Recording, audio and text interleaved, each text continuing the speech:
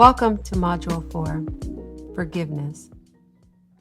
This segment is likened to the military's naval seal in my estimation, because it requires so much technique and so much practical applications that everyone's not going to be able to do it. So we have to come into the forgiveness segment knowing that this is not something that everyone's going to be able to participate. And quite frankly, people won't choose to participate in this segment called forgiveness. Forgiveness means that you are going to have to be heavy on the maturity and heavy on the maturity. And unfortunately, those are characteristics that are not developed in every human being. So when we're upset and when we're wondering why people won't forgive, we have to remember that forgiveness is the elite. It's for the elite. It's the Navy SEAL. Like when we think about war and strategy and the Army and the military forces, this segment is for those who are as skilled as the Navy SEAL. Because you have to have the grit, you have to have the perseverance, you have to have the desire to stay in the fight. Because everything in you at times will go against the actions of forgiveness. It's counterintuitive because we want to stay in a bad mood, we want to get revenge. But when we're moving in forgiveness, it requires that we pull from something greater than ourselves and within ourselves.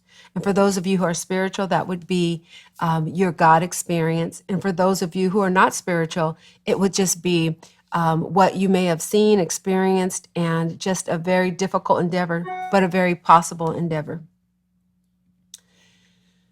This segment, we're going to start out with understanding, like I stated, that hands down, it's the most difficult aspect. So you're going to have a lot of patience in dealing with people and with teaching people about forgiveness. And you have to check your forgiveness and your model of forgiveness, because it's easy to get exasperated and to side and agree with people when you're teaching about forgiveness or when you are mediating forgiveness. It's just you have to stay aware of your transference, stay aware of what you're feeling, and if it triggers emotions from you, and quite frankly, it will. So it's an opportunity for you to develop as well. And we know that forgiveness is difficult and it's not always easy. And even, after we have decided, we have to continue to decide and continue to decide that forgiveness is going to be our action of choice. Forgiveness expresses the epitome of who God is, because it encompasses mercy, kindness, thoughtfulness, sacrificial love, and so much more. Forgiveness is an illustration of character. It announces your cognition on who you are and, your expectations and your abilities, because forgiveness is a declaration that I'm not perfect.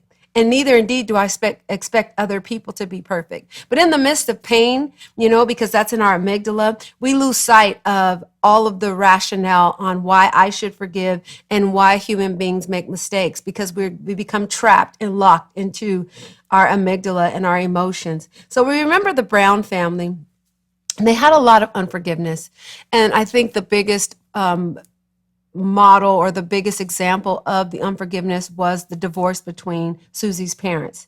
Divorce is an assault against forgiveness, and sometimes you cannot be reconciled due to violence, due to marital affairs, but it sends a loud message to the family members that sometimes forgiveness is not possible, or how you forgive. Because even if there is a disruption in the marital union, there can be an amicable way to forgive, maybe not be reconciled, but to have the right spirit. So we're going to talk about forgiveness, because forgiveness in totality is the debt cancellation. You're not looking for revenge. You have decided to exchange your stress and your vengeance and to give it over to God if you are a religious person, or even if you are a person who just believes that what goes around comes around. You just give the scenario to the system, and you take the system out of you and you give it to the system,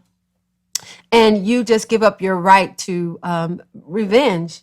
And so it is difficult because in our human nature we want to seek revenge, but forgiveness says I'm no longer going to try to collect from you or make you be punished for what you've done to me.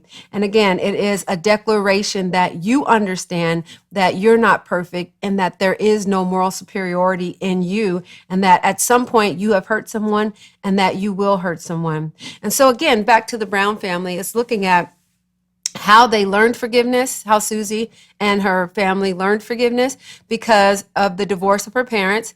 There's also disharmony and unforgiveness between some of her siblings against the parents. So it becomes a model and a pattern of how people forgive, because children, like in every circumstance, they learn how to forgive and they learn how to love from their parents. We learn from our home of origin. So in Susie's experience and her siblings' experience and probably her parents' experiences, they did not fully get an understanding of how to operate in forgiveness. And so many times that happens. And I'm using the Brown family as an example because this is our running vignette. But even in your family, it's important that you look at, how has forgiveness been modeled?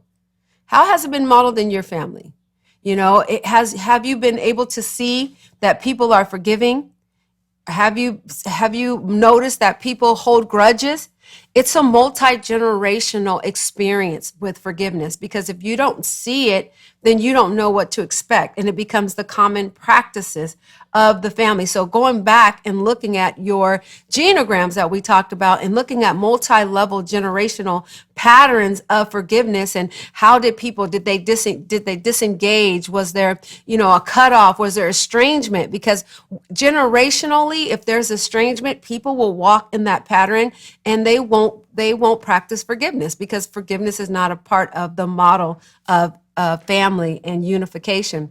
So it's important that you even question, how did I learn about forgiveness? What do I know about forgiveness? We know there's the practical word of God that teaches forgiveness, but sometimes people say, well, I'm not God. But there's many references about forgiveness throughout the Bible dealing with humanity, and we're going to tackle that later on in our modules. But today we're looking at the unforgiveness and its impact, and how to help people who are willing, because you have to be willing to walk in forgiveness. And I think it's important that we talk about the consequences of not forgiving one another and not being a forgiving person, because that can be a motivation, and it also can be an instrumental tool when you're working with families, when you're working with your congregations, or when you're working with yourself, so that you can begin to have that dialogue and bring awareness to what unforgiveness is actually doing to you and others, because we're interconnected. Remember, we talked about the law of quantum physics. And so every particle is affected by the other particle. No man is an island. So when I'm in unforgiveness, I'm impacted, but everyone else around me is also impacted. It's not an individual affair. All right. So the interesting thing is that science has declared unforgiveness to be a disease in the medical books, and they're finding more and more studies and more information about the ramifications of unforgiveness. There was a Howard University study that said 61% of men and 59% of women of those who are difficult to treat with cancer were traced to have unforgiveness. So unforgiveness is really prominent among those who have cancer, because we were not made in our the way God made us. We were made in love. So we weren't made to be angry, to be resentful, to relive experiences, and to put our bodies in re-injury and constant trauma through the process of unforgiveness. And I think that is something to remember, because you're going to see families who have unforgiveness, and you may have unforgiveness. And then I want you to look at what's their health like, because it impairs the health. If nothing else, this could be a motivation for you to admonish and to encourage family members to look at resolving the issues, because they feel like, if I just cut you off, I'm fine, I'm good, I'm healthy. The internet is saying cut off toxic stress, but you can't cut off the toxic stress and unforgiveness and still hold on to it, because unforgiveness makes you hold on to the event and to the negative emotions. So we're looking at it and how even in the Brown families, there is a lot of enmeshment sometimes with unforgiveness. There's group unforgiveness, like the family experiences pain together. So if one person is injured, then everyone is injured. So that's like the experience is shared and the emotion is shared. And although we love each other, we have to be careful that how we deal with that. And I get it, because you love your loved ones and you don't want to see them hurt, and you can have an opinion about what happened. But as far as it goes with the unforgiveness, you have to decide, like, am I going to be plagued by what other people did, and what cousins did to each other, what grandparents did, or what someone did to my sibling? And it's not to say that you're disloyal. It's just deciding that I can forgive and still love both parties. And it doesn't mean I'm in relationship with. It's just that I want to keep myself healthy, and I don't want to be someone who eventually becomes sick or impacts my other relationships because of this enmeshed unforgiveness. So you get to decide. You get to be an individual and how you handle the offense and how you handle the process of forgiveness. You can love both sides. And I know it gets tricky because people want you to model their style of unforgiveness, but you get to decide. I say that's one of the key components in dealing with families, is helping them to know respectfully, how do you walk and share love, but not share offense in that way, because you may have a weaker immune system and it may cause you to be sicker than the person who forgives but can go on and can still conduct themselves in a fashion that is functional. So you get to decide, and you have to look at that. You get to ask those questions. And then you get to determine who you want to model. You get to look at, okay, because maybe someone is more forgiving. Maybe someone is a loving person. And maybe you get to decide, like, I'm going to take that approach. I'm still going to be in the family because we talked about enmeshment and individuality and healthy connections. But you get to even say, I want to model how to protest, meaning say that the event was offensive, but I don't want to walk in unforgiveness. I don't want to walk in pain, and I don't want to walk in resentment. So I'm going to model for my family how to be offended, but how to turn it over to God, or how to let them go and let karma take care of it and still protect myself. It's not reconciliation, but it's deciding not to let the ugly and the cancerous emotional turmoil of unforgiveness rest in my body. So you get to decide if you want to be that, and you get to identify the people who just have negative styles of forgiving, and they just kind of want to put that on you, and they want to talk negative about people, and they want to try to seek revenge. And you get to decide how to be in a family and be loving, but not participate in that portion of the unforgiveness cycle. Now, there's three types of forgiveness. When we're looking at forgiveness, there's personal forgiveness, there's interpersonal forgiveness, and there's spiritual forgiveness. And all of these forgivenesses impact how you show up in the family and how you show up in relationship. Personal forgiveness, I'm going to say that one first, because that one goes kind of covert, and we kind of feel like we have a right to privately not forgive ourselves for mistakes and things that we may have done and in our past, and we may have a lot of shame, and we tell ourselves, I could never forgive myself for that. And by harboring that unforgiveness, it's still the same. You can still have the same medical issues and all of those things, and it influences how you engage with other people, because it makes you an unforgiving person. Because even if it's you in the jail cell of unforgiveness, that you have a cell called unforgiveness. And so there is a compartment in your life and relationship life where if you're there, you're more likely to put other people there, which is interpersonal forgiveness, where you're injured by, well, actually, I'm sorry. Personal forgiveness is when someone injures you. Let me back up. Personal is when someone forgives you and injures you, and intrapersonal is when you don't forgive yourself. So when you think about personal, I know I kind of got you guys confused, but this is worth slowing down and restating so that we're clear with the three types of forgiveness. Personal is someone injures you, someone steps on your toe, someone assaults you, someone betrays you. That is personal, and it's still the same. You have this person in the jail cell. And then there's interpersonal, where, again, like I stated, you did something and you can't forgive yourself. You feel so bad about it. You got a lot of guilt and shame. So that prison door is open. So you start to accumulate people. You start to accumulate offenses. And guess what? You can even put God in that prison of unforgiveness, because God may not have shown up for you. Maybe he didn't do something that you asked him to do. Maybe he didn't protect you. Maybe he didn't protect a family member, and you thought for sure he should have shown up. Now, this is most difficult because a lot of people are not gutsy enough to say, I was molested as a child and I'm angry at God, and so I don't want to be a Christian.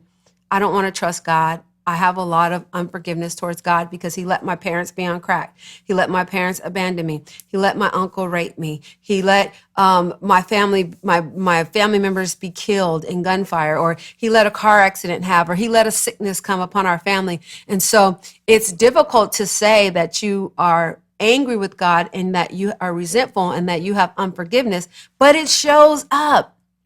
It shows up, and then you're able to put God in that same prison. And the minute someone else, if you can hold God hostage to unforgiveness, you can hold anyone a hostage to unforgiveness. So it's important that you check with your families, that you check with yourself, and that you check with your congregation.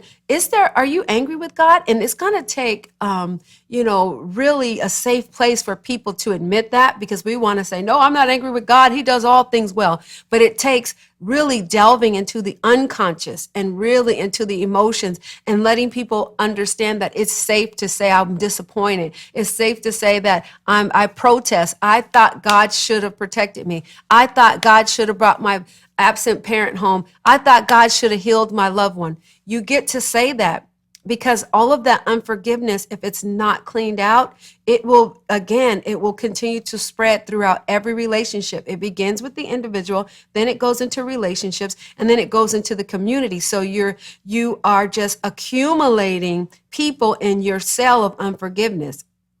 And you can't live your life if you're managing the cell of unforgiveness and making sure the door's locked and passing by and making sure everyone's still where you left them, because you can't move away from the jail cell because you're guarding those that you have in the jail cell of unforgiveness. So your life is uneventful, and you're always on the lookout to arrest somebody else and put them in the jail of unforgiveness. So it's really important that we pay attention to that.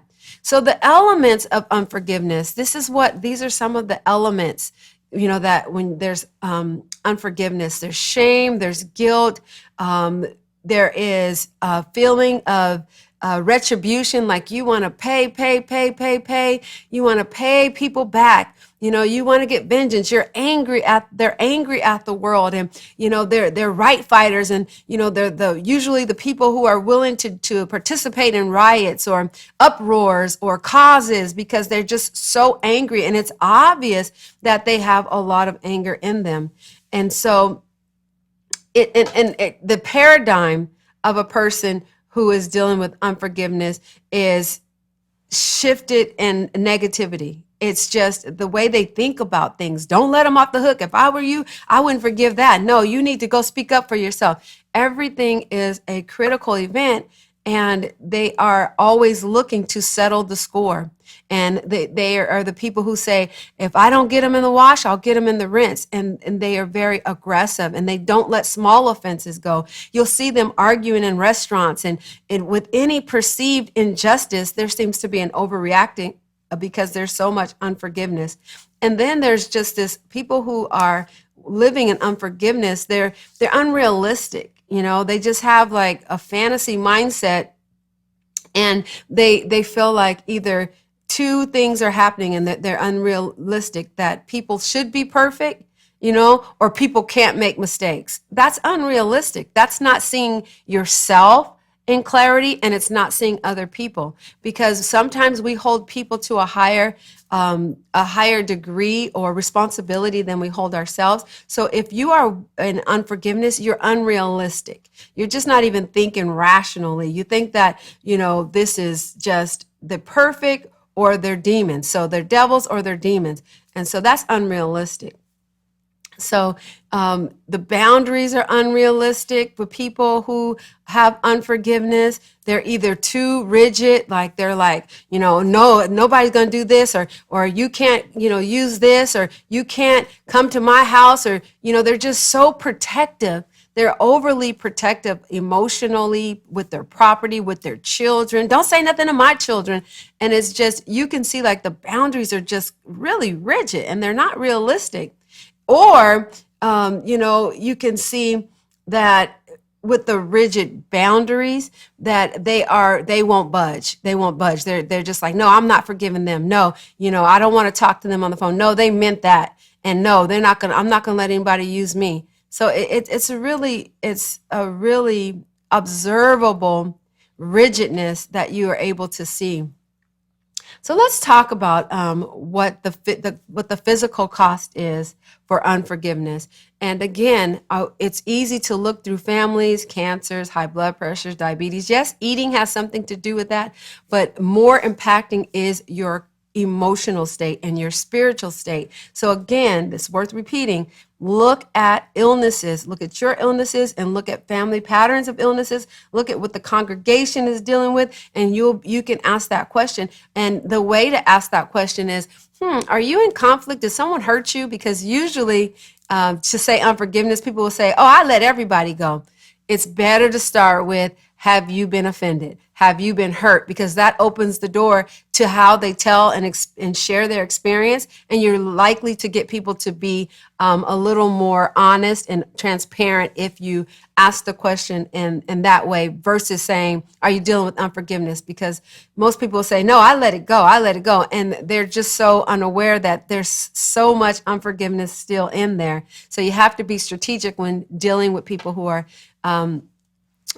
experiencing unforgiveness. So the body reacts to anger and a pain, which is what happens when you are asked to forgive and you're walking in unforgiveness. There has been an offense, and now it is an offense where you lost something or you were hurt and you were offended, or along those lines, and your body reacts to the issue in a stressful manner. And remember, anger is not bad. It's a protest that I lost something. I don't like something. It's a protest, or I need something. So it's a protest. It's a sensor that's letting you know something in your values and something in your safety is out of balance. So anger in and of itself is not bad. It's an indication that something needs to happen. But when that anger stays for a long time, it can create a flashing light, red light, like an ambulance sound being triggered for years and days. And so it begins to be stressful unto your body, and it triggers your amygdala, the part of your brain where the limbic system is and where the emotions are. And then your sympathetic nervous system is alerted and with the fight or flight, and you're ready to go. Like you're in a state of like I have to protect myself, or I have to fight a bear.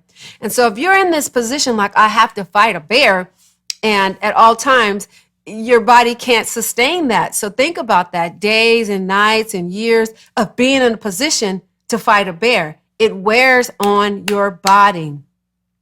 And during that stress stage, it releases three chemicals: cortisol, norepinephrine, and epinephrine.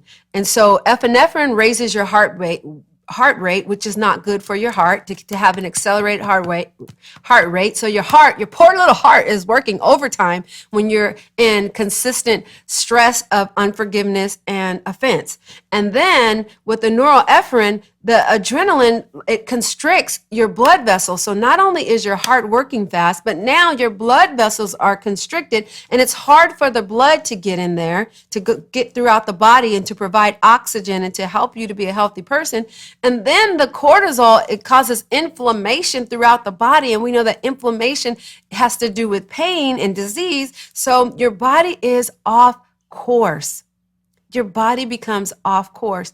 And that's something that we need to remember, and to let people know that you're not getting away with this unforgiveness, because it is impacting your body significantly. We know that joint pain, people are saying my knees, my back, and we get to investigate, like, okay, if you didn't do anything, if you didn't run cross country and leap walls and, swim all day, and you're basically a person who's inactive, what is causing this? And that can help you get to the root of it. And that's what medical doctors do. And they have been able to do with cancer patients, like I stated earlier, is getting to the social and emotional root of pain. And so the inflammation with the joint pain, the arthritis, the back, the neck, the lower back, it's good to notice patterns. If something stressful is going on, or you are injured, or you keep, thinking about the issue, and now your back hurts and now your neck hurts. And so all of those issues could be connected to that. It's important to look at that. There's weight gain because of the cortisol. During stressful times, you're holding on to it. Isn't that something? You're holding on to the issues, and now you're holding on to the weight because you're holding on to issues. And then you can have headaches because of the pressure, the inflammation, and the lack of oxygen that's flowing through your body. High blood pressure. We already mentioned cancer, diabetes, and then there's a calcification on your liver. So even your liver can't digest poisons properly because there's a calcification on it because of what the hormones are producing in your body. So the liver's job is to process toxins. So you're full of toxins. Unforgiveness is toxic, and we call people toxic, but we hold on to people and events. And so now our bodies become a representative of what's going on in our relationships. It's toxic. You have skin issues, and then brain damages. It changes your brain. It just creates cell damage, brain damage, all of those things, because we were made to live in love. And when we look at it from a mental health perspective, it causes you to ruminate, right? If you think about it over and over and over again, you become overly obsessed with the event. And so if if someone already has a mental health issue, it is going to be more difficult for them to manage forgiveness. And that's important that you let them know that their mental health and their prior traumas do impact their ability to forgive, because awareness is a big part of getting management over your mental health. Awareness, just being aware of, okay, yes, it is harder for me to stop thinking about this because I already have a pre-existing mental health issue. So rumination means you're overly obsessed with the issue, and you just play it back, kind of like a television station that you just keep turning to that station, keep turning to that station. Every time you think about it, you're watching the segment. You're watching the segment. Now, the danger of that is that you are focusing on the negativity. And the brain has already a proclivity to have a negative bias. So, meaning that it looks for negative things. And the reason why it looks for negative things is because it's trying to keep you safe.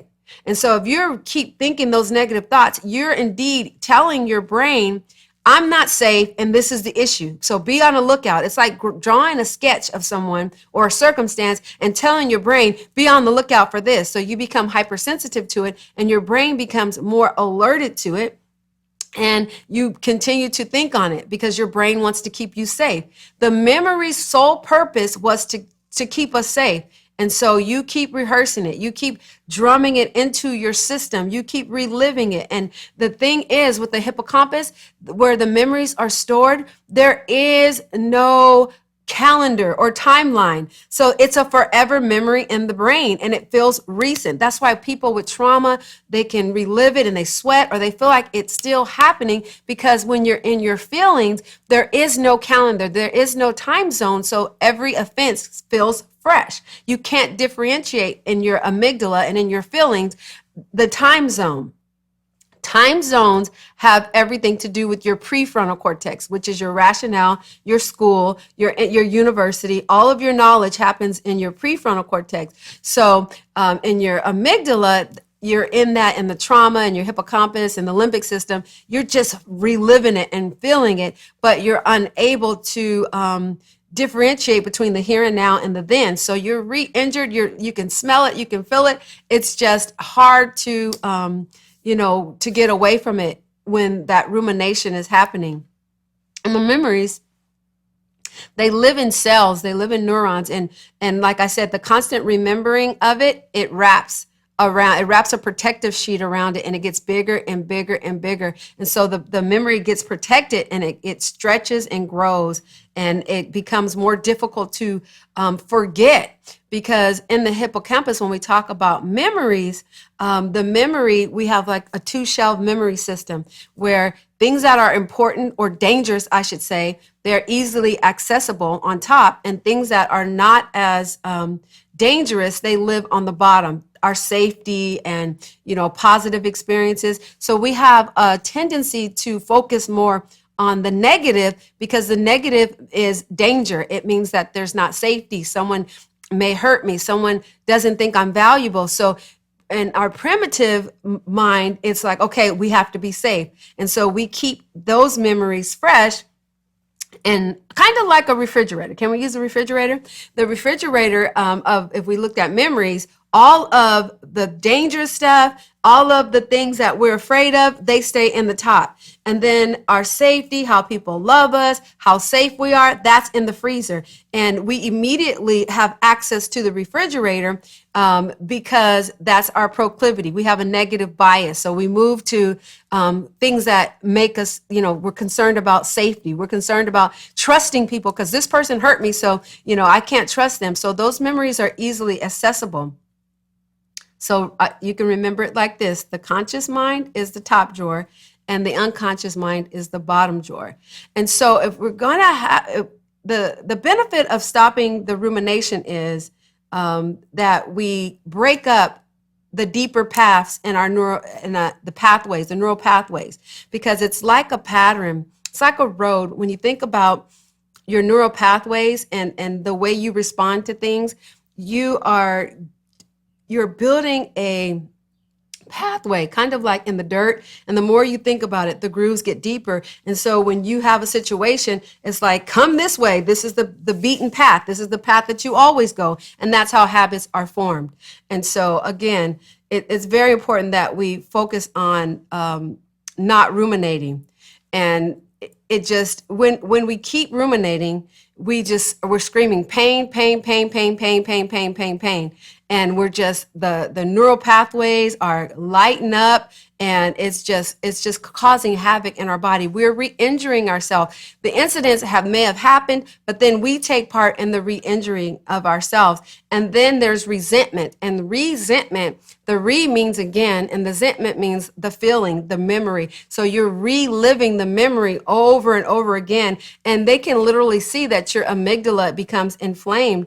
And the stronger the memory, the harder it is to calm yourself down. So you, in essence, are getting angrier and angrier and angrier the more you talk about it. And the more years you think that time heals all wounds, it doesn't. If you're ruminating, time actually increases the wound, and it makes it more difficult to calm yourself down and to get back into your parasympathetic nervous system where you can, relax. And so that becomes a challenge. And then so you remember the person, and that person becomes more of a negative stimuli. Like you see their face, and everything in you begins to trigger because you are so sensitive, because they've been ruminating about the situation.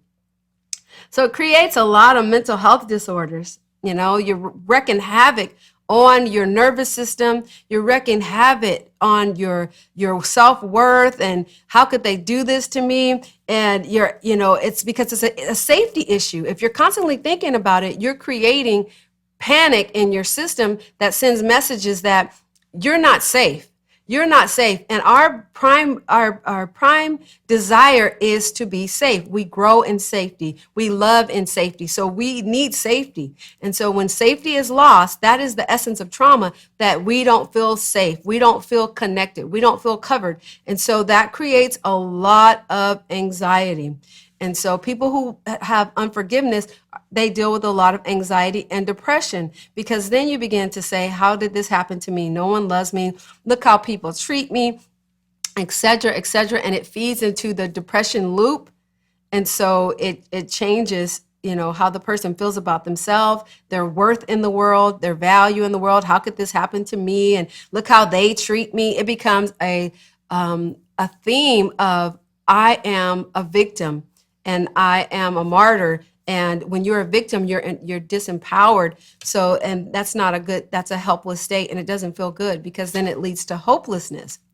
And so a lot of emotional dysregulation, with your anger, you fly off the handle because you've got so much brewing in you and you're in so much protest all the time that you're probably intermittently explosive, people flying off the handle over small things, small disagreements in families, small disagreements at church, just small disagreement. That's an indication that someone is emotionally dysregulated. Their emotions are out of control. And then there's depressive emotions. Something happens, they're tearful. They may, like I mentioned previously, if they see a family member's at a function and they feel like they've been left out, they're depressive and they're shut down and they isolate and they're wounded, easily wounded because they're emotionally dysregulated. And of course, with anxiety, they're paranoid, and they're fearful and they're avoidant and they're trying to avoid situations and people because they're so sensitive and they can't control their emotions. They're emotionally dysregulated. And it impacts, like we mentioned, it impacts your ability to be social and to have connectedness because you feel like people are perfect, people have to be perfect, or you have to please, or there is you expect people to do things that they're not going to do, to keep you happy, to manage your emotions. It's not going to happen. And so another aspect of it with people who are dealing with unforgiveness is they have poor communication skills. They just shut down because they're always flooded emotionally. They don't have the capacity to access the prefrontal cortex where communication, this is the university. Your prefrontal cortex, you have to remember, is the university. That's where logic, impulsivity, planning, everything, even your spirituality happens in your prefrontal cortex, the part of your brain. And so if you can't access that because you're always alerted in your fight or flight, then you're going to be a poor communicator. And it is strategic that your prefrontal cortex is cut off when you're in the fight or flight because you're not supposed to be rational. You need all your energy to run, to jump, and instinctual, and not to be calm. You have to be calm in order to access your planning and your prefrontal cortex. So you won't be able to communicate. You won't be able to communicate. You'll just shut down, and your behavior will be the communication. And there's a lot of with that is your development is impaired. If you're always angry, and remember we talked about maturity, like walk in forgiveness, you have to be mature. So there's a lot of immaturity and arrested development. You can't get over the event, so you're not developing as a person. You're not using your logic. You're not using your higher order thinking to negotiate and to forgive and to walk in your mind and not your feelings. Because if you're always walking in your feelings, then you're in an immature state. You're more like in the child state. So unforgiveness keeps you arrested in your development, and it keeps you in the state where you have immature reasoning. They did this to me, so I did this to them. Or, it's just very childlike in your reasoning. So when you're listening for people who are right fighting and vengeful, and you're going to be able to hear themes of immature reasoning. And then if you see them acting out, you're going to be able to see patterns of immature emotional responding, tantruming, and just, crying instead of speaking and telling people what's wrong and, sending subliminal message. Those are all arrested development. And it's a result of not developing and walking in maturity and forgiveness. Again, the negative entanglements of paranoia. You think everyone's out to get you. You think everyone's talking about you. And it's all because of the sensitivity of being in unforgiveness. And so you just, the isolation, and now you're in the right fighting and you want to impress people because you have moral superiority. You're better than everybody else. Everyone else is wrong. Everyone else is horrible, because, forgiveness judges, and we begin to think in our minds. We decrease the value, and we decrease people's ability and capacity and who they are. So now we feel like we're better than them, and we want to make sure we always look good and we're good because we're high and above them. So it's a lot of work that goes into that. And we can't be in intimacy. If you have unforgiveness streams, you think that you're intimate with people, but in the back of your mind, there is some reservation that I can't trust people. And so that puts a gap between you, and you can only trust so much before you feel like, I knew you were going to hurt me. So the unforgiveness creates a gap in intimacy. And we all need to feel connected, and we all need to be able to rest. And if we're not feeling connected, then we're not resting. We're just always waiting for the shoe to drop, which creates more anxiety. You're waiting for something bad to happen. You're waiting to be betrayed. You're waiting to be cheated on. You're waiting to whatever it is, because you have that negative bias and you're so focused on the negative side of people and the negative behaviors of people. And it's important to remember this part. I think we lose sight of this. But people who are walking in unforgiveness are dangerous. Dangerous. They're dangerous, and it causes them to, because of the anger, they can go into fits of rage, and they can want to react revenge on you. Even among family members kill family members. Cain killed Abel, and David's son, one son killed the other son. And we see so many instances in our day where people will kill each other's character, family or not. They will physically hurt each other. They will sometimes hurt each other to the point of death, where there's a murder-suicide incident. And it's because of the unforgiveness. So we should not blink when people are walking in unforgiveness, because they're dangerous. People who don't forgive are dangerous because they're holding that anger, and they're also holding the resentment that causes them to want to take revenge. They have a mindset of revenge, and the thought is a seed. And if they want to see someone suffer, and they're projecting that into the atmosphere, I want the person to suffer. When they get an opportunity, they will make the person suffer, or they will be happy when the person is suffering. And that creates just a cycle of just negativity. So that an unforgiving person is a dangerous person, and they're constantly focused on the loss and the irrational thinking of recovering, because they want to kind of even the score. But for example, if there's incest or if there's a molestation in the family, you can't even that score. No one's getting their purity back. So you have to accept that some things you can't get back. But if you're walking in unforgiveness, you're saying, I want it back. That's unrealistic. You're not going to get certain things back. And so you just stay enraged, and the anger continues to grow, and you become more dangerous. So it's just also important that you look at people, although innocent or not, that they're capable of doing harmful things because of unforgiveness. They're capable of being irrational because of unforgiveness. It changes everything about their spirituality, their connection to God, their connection to themselves, and their connection to other people. Unforgiveness is a high cost to pay.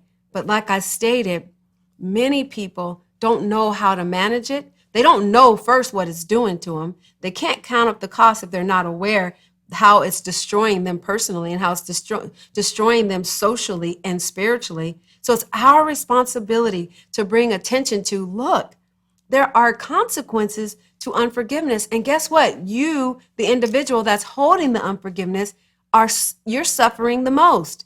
It's like drinking poison and expecting the other person to die. Being angry and resentful and unforgiving towards other people, it only hurts the person who is holding the unforgiveness. Happens all the time. You'll see the other people that they're happy, moving along with their life on social media, going forward, and you're stuck carrying the memory in your cells, in your body, and you're paying the cost. You, in fact, have done more damage to yourself than the person has. You have, if you are walking in unforgiveness, you've given yourself permission to harm yourself more than the people who've harmed you. And you're thinking, well, no, I didn't molest myself. I didn't steal from myself. I didn't abandon myself. But in actuality, you have done more damage to yourself than they have. They may have done it only a few times, but daily, if you're constantly living in that state, you are injuring yourself. You are causing emotional, physical damage that is more than the actual act of what they did, because you're reliving it. You're pushing play, and you're pushing rewind. You're pushing rewind. You're pushing rewind. And I'm not saying it's your fault, and I'm not saying it's our client's fault or our congregation's fault, but they're constantly pushing rewind, rewind, play, rewind, play, rewind, play. So it's re-injury, re-traumatizing yourself, because perhaps you don't know what to do. Or perhaps that's what you saw people do. When people in your family were hurt, they just resorted to rewind, play, rewind, play, rewind, play, rewind, play, injury, play, injury, injury, injury, injury, injury. And that's way more pain than any of us can manage. And we'll have to make a decision.